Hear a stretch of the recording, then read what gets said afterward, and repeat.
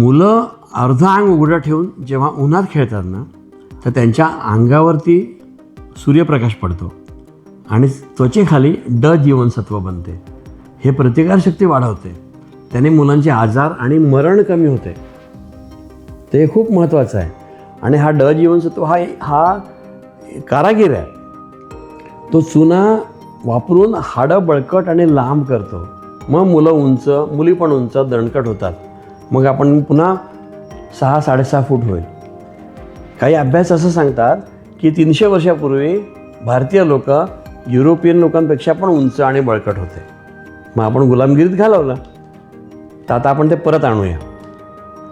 आपण ज्यांना बुटके म्हणतो ना, ते चीनी जपानी आपल्यापेक्षा उंच आहेत.